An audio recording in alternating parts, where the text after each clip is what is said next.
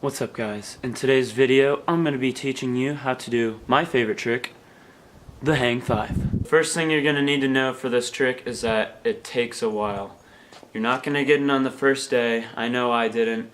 It's probably going to take you a month, maybe longer to learn it. It's probably like an intermediate to advanced trick, and it's just all about balance. If you can find your balance point, you can do this trick for as long as you want. So, for finding your balance point, the first thing you're going to want to do is put your front foot on your front peg. Just get your bike up and just practice doing the hang 5 in place to find your balance point. Kind of like this. Just practice doing that. Once you do that a couple times, you're going to want to ride and then get into it. So for doing this, same thing, just put your front foot on your front peg and go up, maybe going like a half a crank speed. And when you do this, you're going to want to use about half wrists, so like 50% wrists and then 50% back foot when you're getting your bike up.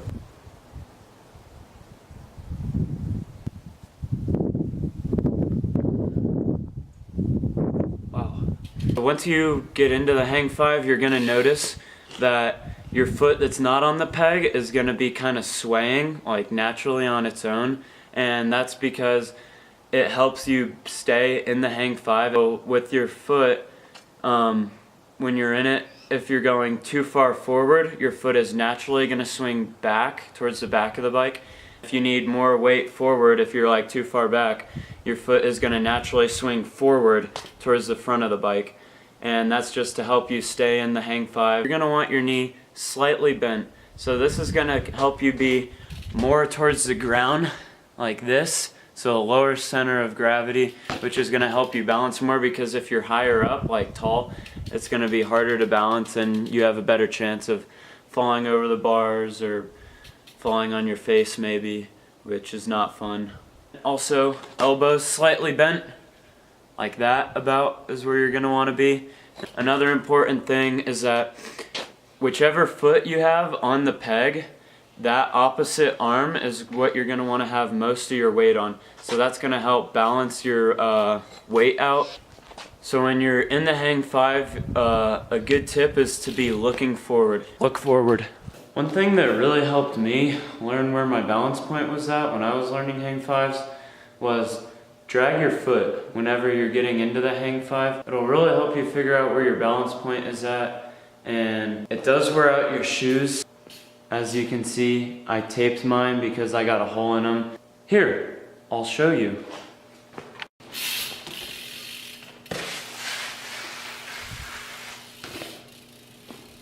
After you start to get the feel for the hang 5, you're going to want to try hopping into it. Now, hopping into it is not much different from just putting your foot on the peg and getting into it that way. All you want to do is just curl your wrists a little more and throw your bike up. Hopping out is not much different. It's going to come in time just like hopping in, but it's really not that hard. All you do is once you're in the hang 5 and you feel like you need to hop out, just let your bike drop, and right as you let it drop, put your feet out and look for the pedals and just aim for getting your front foot on first and putting your back foot on, or you can go for them at the same time. Once you get good at hopping out, you don't even need to look at your pedals. They'll usually just be how you left them when you hopped in, so you'll just know where they're at and you can just land on them every time. You don't need shin pads.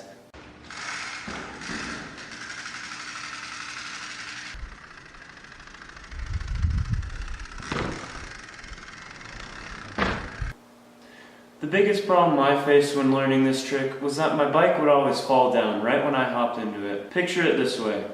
If you flip over the bars, that's better. Also, when you're learning this trick, you're going to want to be good at bailing. Now, when I first was learning this trick, I sucked at bailing and I would always get caught up. Whenever you go to bail, push your bars down and just hop over. Don't worry about your bars getting scratched. It's all right.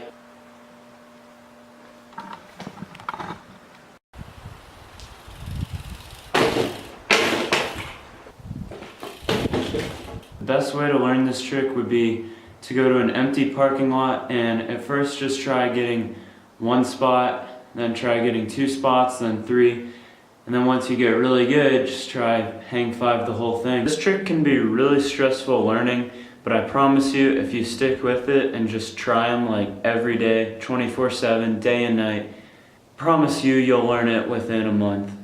It's one of my new favorite tricks, and it's really easy once you learn it because you can almost get into it every time, and it's way easier than a nose manual. Here's a couple different variations of the hang 5 that I know how to do.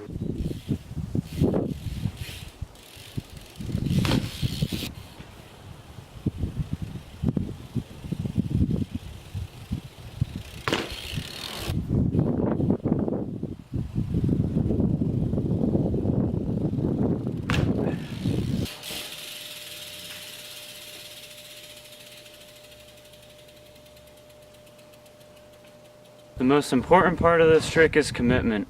If you're not committing, you're never going to learn it. Hopefully some of these tips helped you guys. Go out, learn this trick. It's a fun trick. Once you can do it, it just takes a while to learn it. Don't expect to get it on your first day of trying. It's going to take a while. One thing I forgot to mention is turning. So for turning, well, whichever way you want to turn, make that arm straight. So if you want to do a left turn, left arm goes straight. If you want to do a right turn, right arm goes straight. It's that simple.